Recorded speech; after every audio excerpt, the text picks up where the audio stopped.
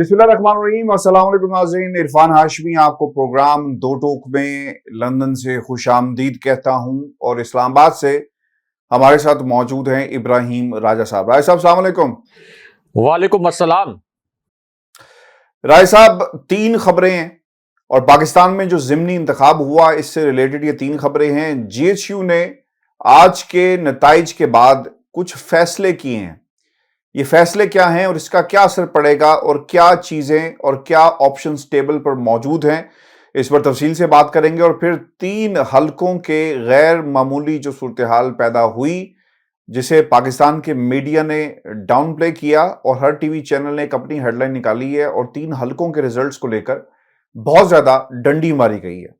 इसकी हकीकत भी प्रोग्राम में शामिल करेंगे। और फिर राय साहब, लंदन में भी कोहराम मच गया है और अब सवाल सीरियस उठाए जा रहे हैं पाकिस्तान मुस्लिम लीग नून की सियासत और मुस्तकबिल के हवाले से, क्योंकि पंजाब जो कभी नून लीग का गढ़ था आज वो पाकिस्तान तहरीक इंसाफ का गढ़ बन गया है। लंदन की क्या सूरत हाल है, इस पर भी तफसील से बात करेंगे। लेकिन राय साहब, सबसे पहले अगर यह कहा जाए कि ज़िमनी इंतखाब और इमरान खान को 2/3 अक्सरियत मिल गई है तो गलत नहीं होगा।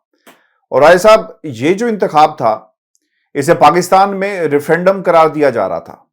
पाकिस्तान तहरीक इंसाफ को यह मालूम है उसके वोटर को कि खान साहब ने जीतने के बाद इस असेंबली में नहीं जाना जिसकी कोई हैसियत नहीं है। इसके बावजूद पाकिस्तान तहरीक इंसाफ का वोटर निकला, एंटी पीडीएम वोटर निकला और उसने इमरान खान के हक में वोट डाला और नताइज आपके सामने हैं 2/3। अच्छा, अब मसला यहां पर यह है कि जिसको रेफरेंडम करार दिया जा रहा है खान साहब की तरफ से, और पाकिस्तान में जो आम लोग हैं उन्होंने अपना फैसला सुनाया है इस इंपोर्टेड हुकूमत के खिलाफ और जहां जहां भी इस हुकूमत के इत्तेहादी मौजूद हैं उनके खिलाफ।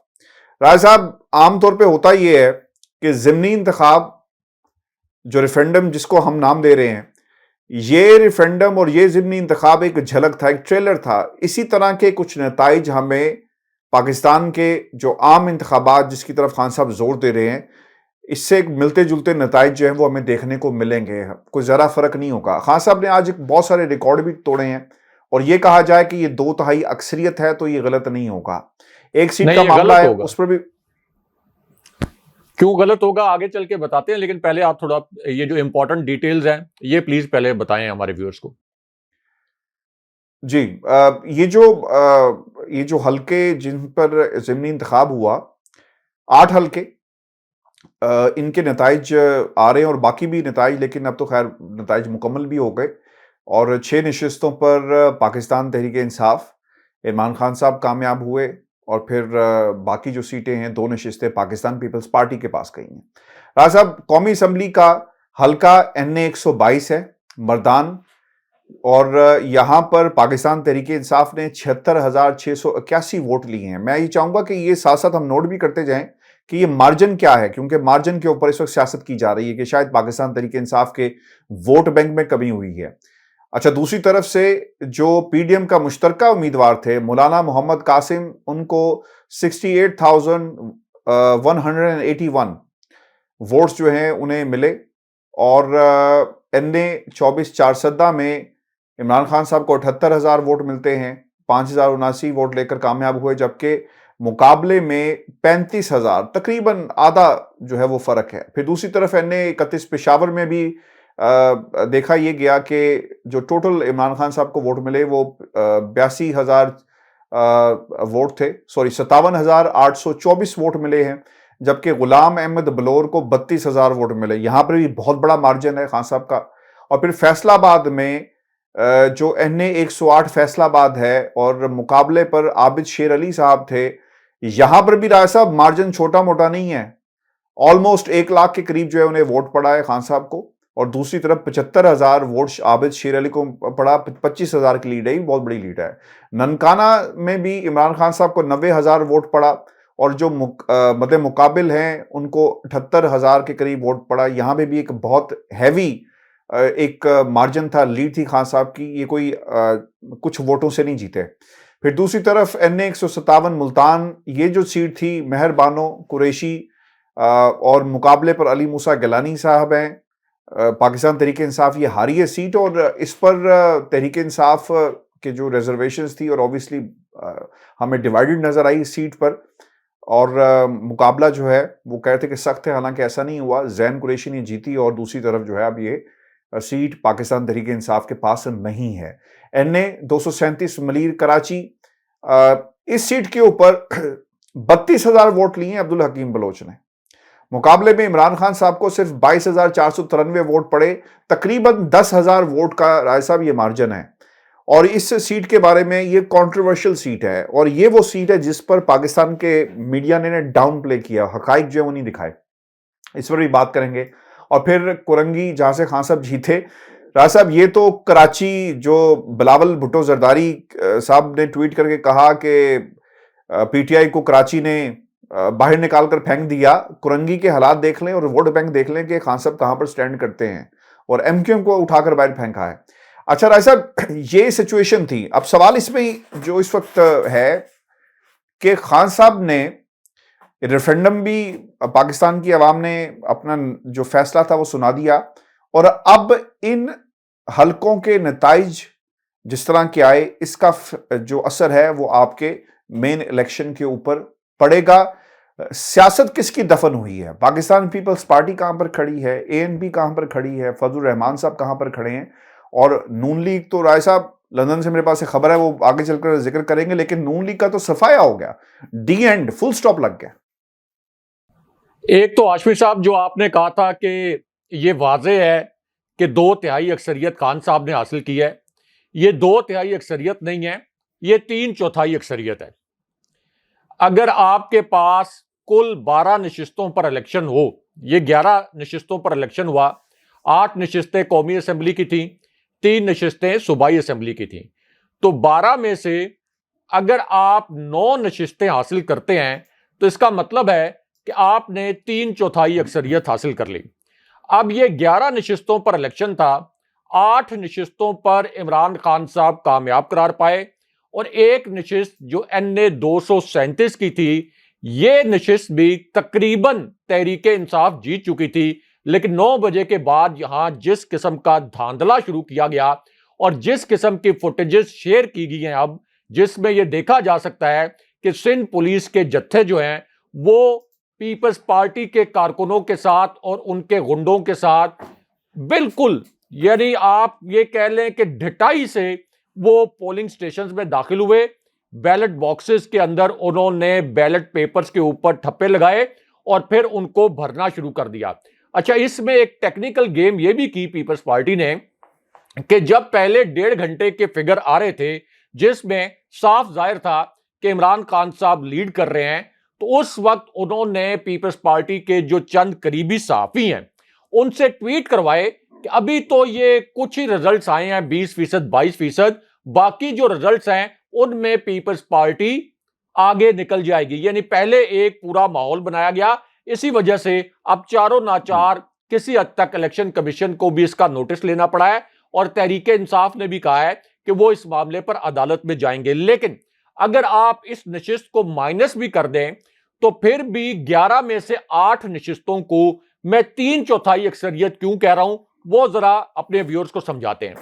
देखिए, एक तो ये इलेक्शन इस सूरत हाल में हो रहे थे कि जो आपका आम इंतखाबात होते हैं उसमें आपको पता होता है कि आप जो वोट डालेंगे, आपके वोट से जो उम्मीदवार मुंतखब होगा, तो अल्टीमेटली आपकी पार्टी का लीडर जो है वो प्राइम मिनिस्टर बन सकता है, और अगर आपका उम्मीदवार हारेगा तो हो सकता है कि आपके वोट या आपके उम्मीदवार के हारने की वजह से आपके पार्टी का लीडर प्राइम मिनिस्टर ना बन सके।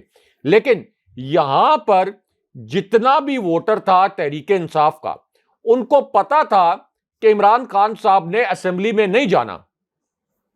तहरीक इंसाफ के जो दीगर उम्मीदवार थे उनके मुतल्लिक भी पता था कि असेंबली में नहीं जाना।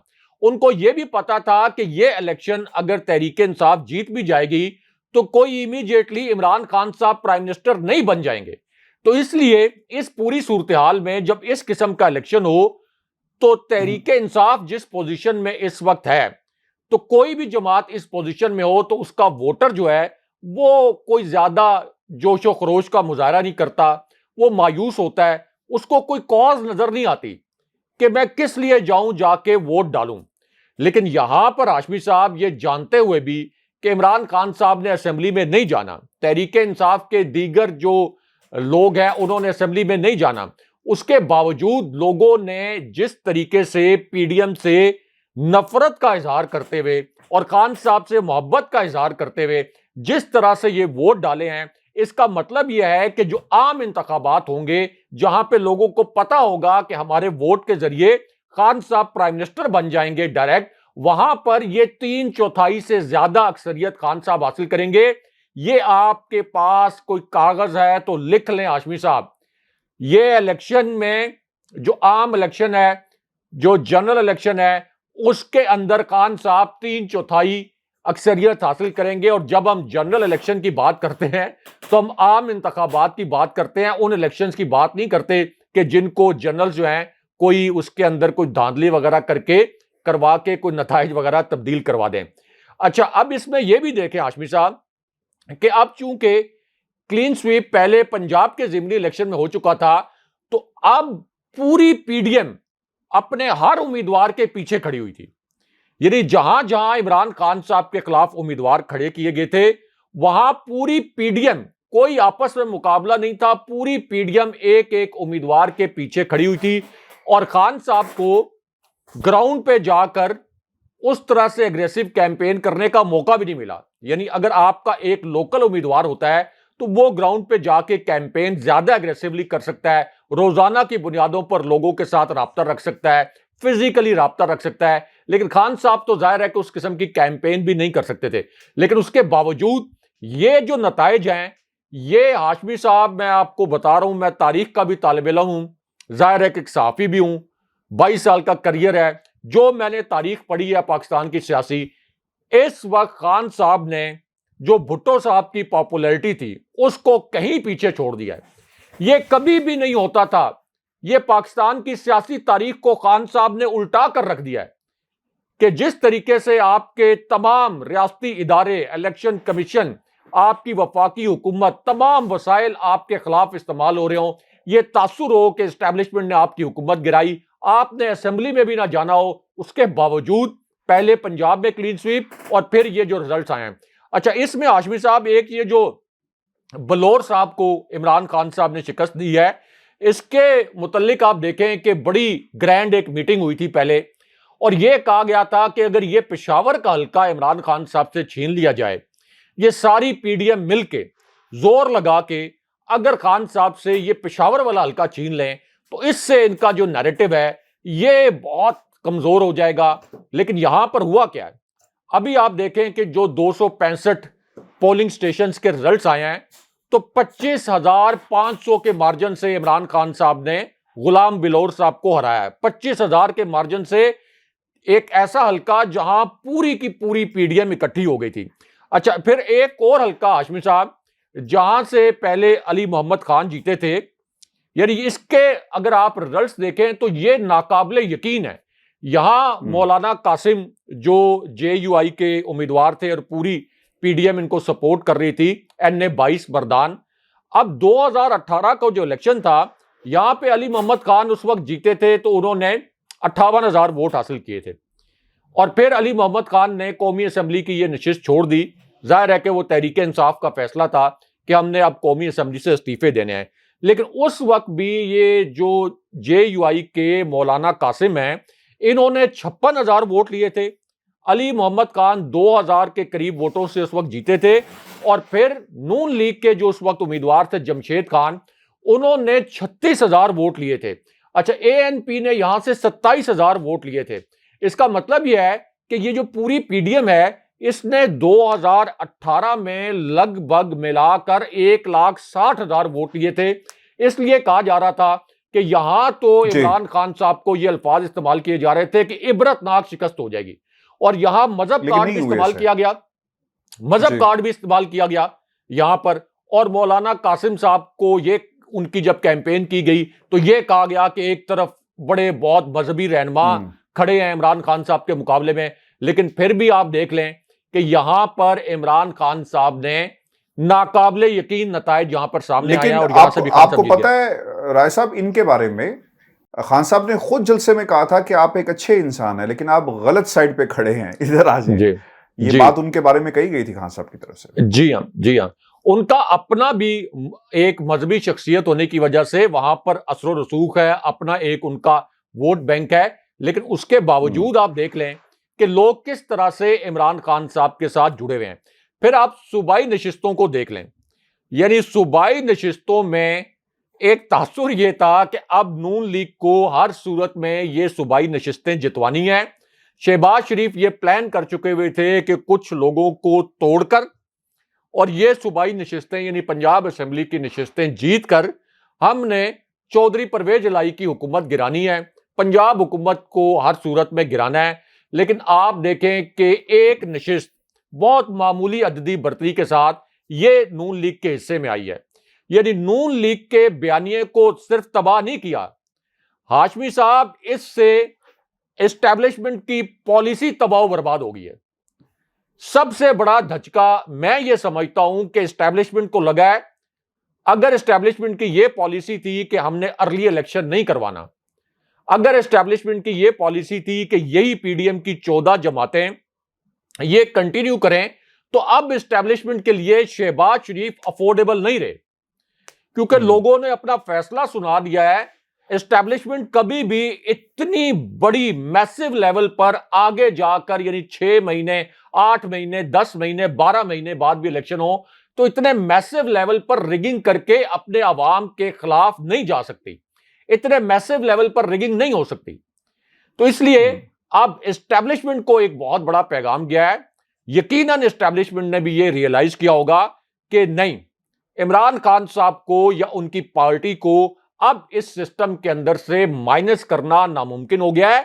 और दूसरी जानिब जबरदस्ती अगर शहबाज शरीफ को मुसल्लत रखने की कोशिश की जाती है, जबरदस्ती पीडीएम को अगला इलेक्शन जितवाने की कोशिश की जाती है, तो इस मुल्क के दरो दीवार हिल जाएंगे, आपके वफाक के दरो दीवार हिल जाएंगे। तो कोई भी एस्टैब्लिशमेंट, कोई भी फौज अपनी मुल्क की सलामती से इस तरह का जो सिचुएशन है उसमें कभी भी नहीं चाहेगी कि एक जो मुल्क की सबसे पॉपुलर जमात हो उसको आप साइड लाइन करके वफाक की जड़ें हिला दें। तो इससे एस्टैब्लिशमेंट को भी एक पैगाम गया है। अच्छा, फिर जो आपके मुल्तान इलेक्शन के रिजल्ट्स आए हैं ये भी बड़े दिलचस्प हैं, क्योंकि हाशमी साहब, कुछ लोग कहते हैं कि मौरूसियत की वजह से शाह महमूद कुरैशी की बेटी को शिकस्त हुई। देखें, यूसुफ रजा गिलानी के जो बेटे हैं मूसा गिलानी, वो भी तो मौरूसियत का एक कैरेक्टर है।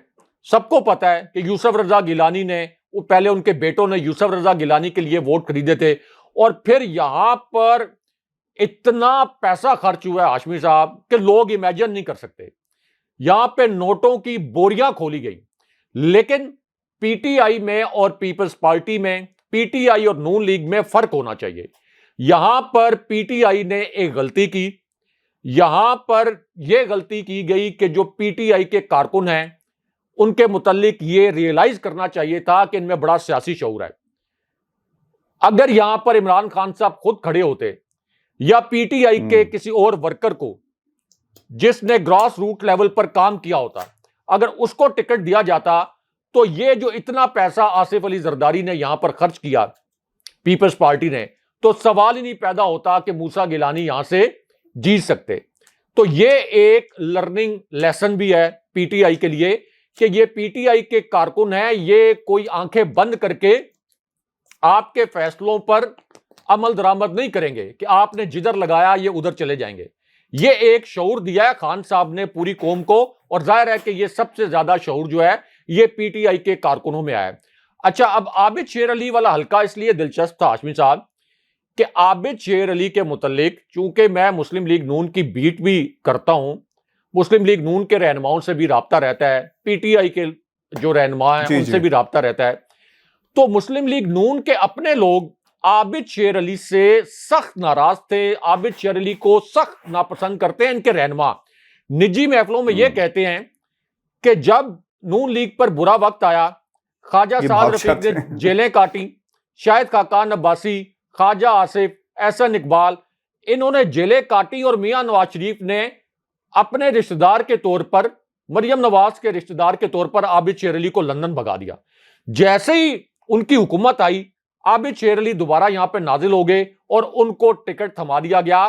तो आबिद शेर अली जिनको टिकट से नवाजा किया और राना सनाउल्लाह ने जाकर बतौर वजीर दाखिला उन्होंने वहां पर धौंस धांधली भी की, अपना असर रसूख भी इस्तेमाल करने की कोशिश की, लेकिन उसके बावजूद देखें कि आबिद शेर अली को वहां पर रिजेक्ट कर दिया गया। फिर एक और बड़ा ड्रामा किया गया। मिसाल के तौर पर केपी में जो आपने बैलेट पेपर्स देखे होंगे, वहां पर नामालूम उम्मीदवार कुछ इस तरह के खड़े कर दिए गए जिनका नाम था इमरान खान।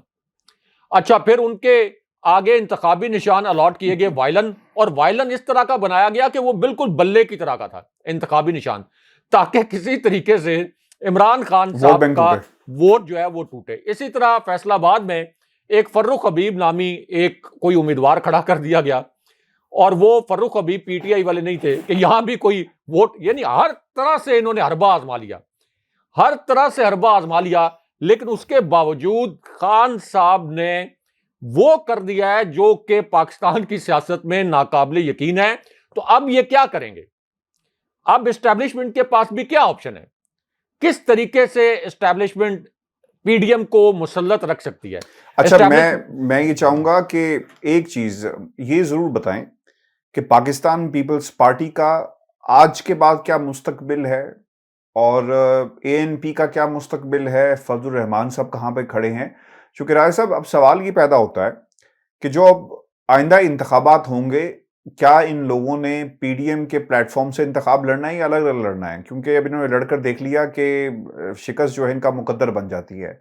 वहां तो राय साहब फिर भी अगर इंडिविजुअली जाएंगे तो अपना अपना मौकिफ होगा, अपना अपना मंशूर होगा, एजेंडा होगा, जीतने के चांसेस और जो आपका वोट बैंक है वो तकसीम नहीं होगा, और सीटें इनकी बढ़ सकती हैं अगर जीत गए। हालांकि ऐसी सिचुएशन नजर नहीं आती। तो क्या मशवरा होना चाहिए इनका, इन जमातों का, पीडीएम, या इनका मुस्तकबिल क्या बन रहा है अब आपके नजदीक? हाशमी साहब, ये इनकी कलेक्टिव सर्वाइवल का इशू है। अभी भी इन्होंने 95% सीट्स के ऊपर इंतखाबी इत्तेहाद किया था। इन्होंने 95% सीट्स के ऊपर मिलकर इलेक्शन लड़ा है। इससे पहले पंजाब में भी इन्होंने मिलकर इलेक्शन लड़ा था, इलेक्शन कमीशन को मिलाकर इलेक्शन लड़ा है। तो हाशमी साहब, ये इनकी कलेक्टिव सर्वाइवल का मसला है। अगर तो ये इंतखाबी इत्तेहाद नहीं करते तो फिर तो ये मतलब होगा कि 3/4 नहीं, फिर तो ये होगा कि हर 5 में से 4 नशिस्तें जो हैं वो इमरान खान साहब जीत जाएंगे, अगर ये इंतखाबी इत्तेहाद में नहीं जाते। तो अब तो हर सूरत ये इंतखाबी इत्तेहाद करेंगे। लेकिन हाशमी साहब, कोई भी एस्टैब्लिशमेंट हो, कोई भी फौज हो, वो अब अफोर्ड नहीं कर सकती कि इतने गैर मकबूल इत्तेहाद को, इतने गैर मकबूल एक जो जमातें हैं, अच्छा वो फिर पहली मर्तबा अगर इक्तदार में आई हो तो फिर भी चले एस्टैब्लिशमेंट कहे कि हम इनके ऊपर कोई तजर्बा कर रहे हैं।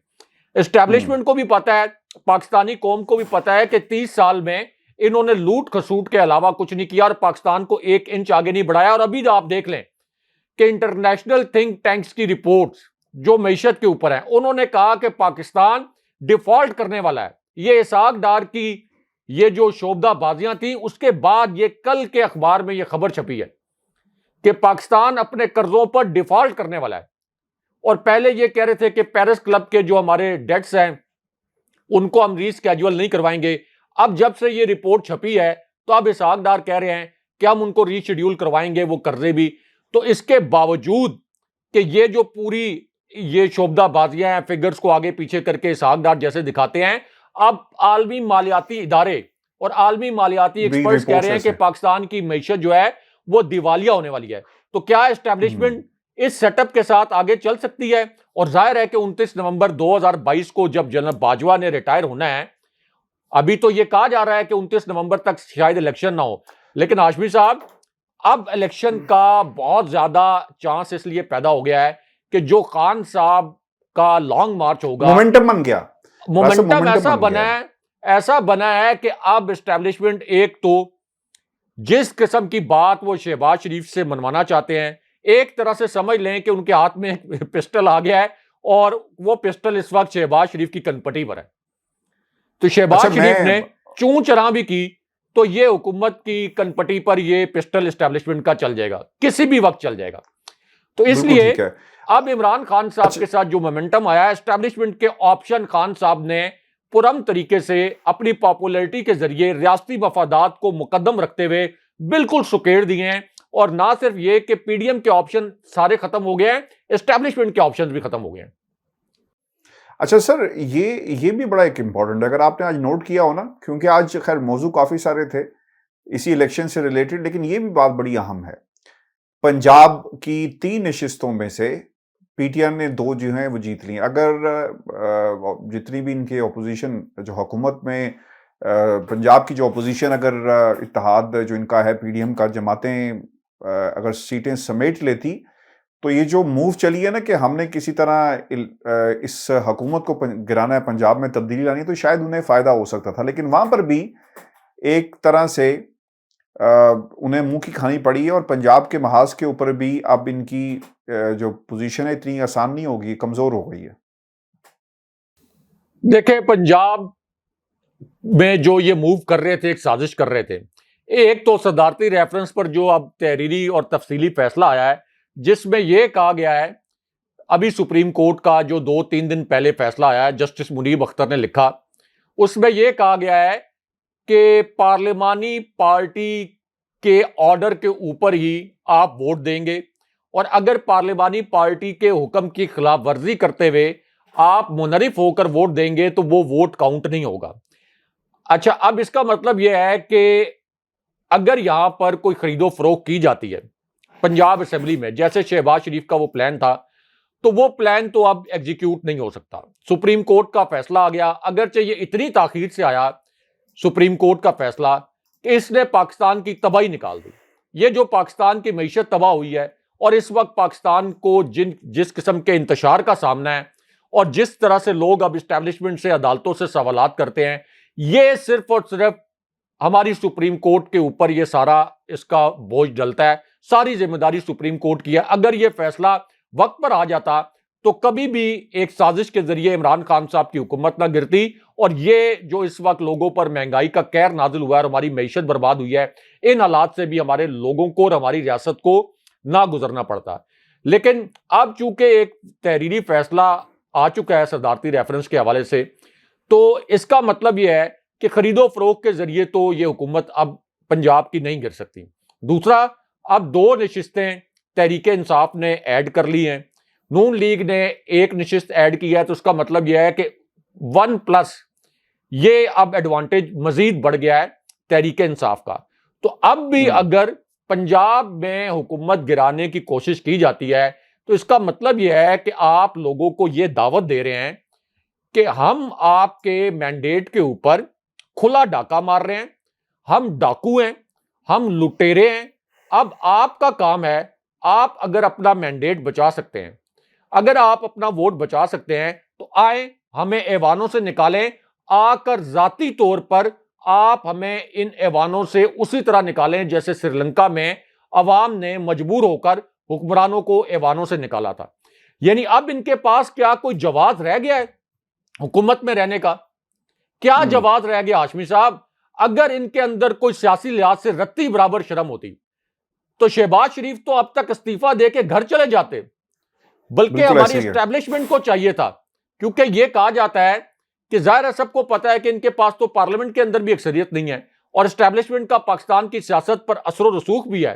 तो एस्टैब्लिशमेंट भी ये सारे मामला देख रही है। ये पीडीएम से, शहबाज शरीफ से तो कभी किसी की तवक्को पाकिस्तानी अवाम की हो नहीं सकती कि ये खुद इस्तीफा देंगे।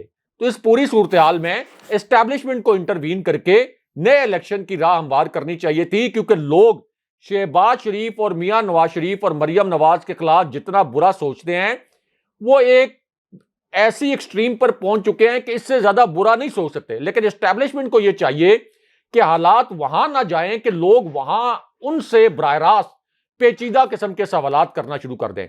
तो इसलिए एस्टैब्लिशमेंट को चाहिए कि इस मामले में इंटरवीन करें। अच्छा भाई साहब, लंदन की सूरत हाल भी बहुत इंटरेस्टिंग हो गई है आज जी। लंदन के मुतालिक हमें बताएं, बड़ी खामोशी है वहां पे। लंदन में कोई लाइट वगैरह तो नहीं चली गई?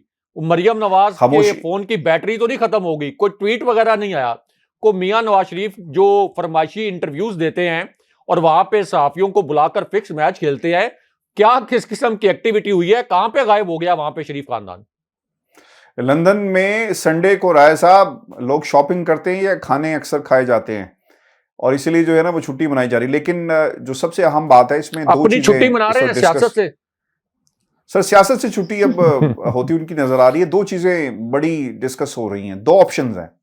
पहला ऑप्शन ये है कि नवाज शरीफ साहब फौरी पाकिस्तान जाएं और पाकिस्तान जाकर अपनी टूटती हुई जमात को, गिरती हुई जमात को, बिखरती हुई जमात को संभाला दें। और अगर उन्होंने पाकिस्तान नहीं गए तो शायद उनकी जमात का नामो निशान मिट जाएगा, क्योंकि राजा साहब तख्ते लाहौर भी फतह हो गया, पंजाब का मार्का भी मार लिया, अब तो खान साहब जो है वो सिंध की तरफ जा रहे हैं। तो ये एक बहुत बड़ी रिजर्वेशंस कुछ इनके अपने जो सेकंड टियर है लीडरशिप का उसकी तरफ से आ रही है। गलत और assessment बार बार है। ये कहा जा रहा है, बार बार ये कहा जा रहा है कि मियाँ साहब को आना चाहिए, इंतखाबात जो अगले हों उसको लीड करें और हमारे दरमियान हो। लेकिन राजा साहब एक और ऑप्शन भी पड़ा हुआ है, और वो ऑप्शन जो नून लीग के जिन लोगों से बात होती है वो बताते हुए नजर आते हैं कि आज के इस फैसले के बाद नवाज शरीफ साहब शायद पाकिस्तान ना जाएं और इस हुकूमत को लिंगर ऑन किया जाए। ये जो मोमेंटम की बात आपने की थी ना, यही बात लंदन में भी हो रही है कि अगर इन हालात में वो पाकिस्तान गए तो शायद इनकी सियासत हमेशा के लिए खत्म हो जाए, क्योंकि उसके बाद तो लोगों ने अपना फैसला सुना देना है। नवाज शरीफ की आमद के बाद भी ये जो एक भरम है शायद ना रहे। तो इसलिए जब तक खींचा जाए इस हुकूमत को खींचें, हालात जी। जिस तरह के बनते हैं उन्हें सामना किया जाए और जी। शहबाज शरीफ के जरिए सामना उसका किया जाए। फिर सबसे जो इंटरेस्टिंग बात इसमें राजा साहब जो नजर आ रही है कि अब नवाज शरीफ की पाकिस्तान जो वापसी है उसके हवाले से कोशिशें तेज की जा रही थी, लेकिन मेरी इतलात के मुताबिक एक शायद अब स्टॉप लग जाए उसे कुछ अरसे के लिए। और जब तक कोई हालात साजगार नहीं होते वो पाकिस्तान, दो चैलेंजेस है ना राय साहब, एक है अदालतों का चैलेंज, जेल जाने का चैलेंज, और फिर दूसरा जो चैलेंज है वो सियासत में जिंदा कैसे होना है, किस बयानिए को लेकर वो उतरेंगे। नवाज शरीफ का वोट को इज्जत दो का बयानिया, और जिसको वो कहते थे कि ये सिलेक्टेड है, आज तो वो कौम ने साबित कर दिया कि वो इलेक्टेड है, वो सिलेक्टेड नहीं है, लाडला नहीं है। तो ये एक मूव चल रही है और बहुत सीरियस किस्म की गुफ्तगू जो है इस वक्त हो रही है और परेशानी का आलम है।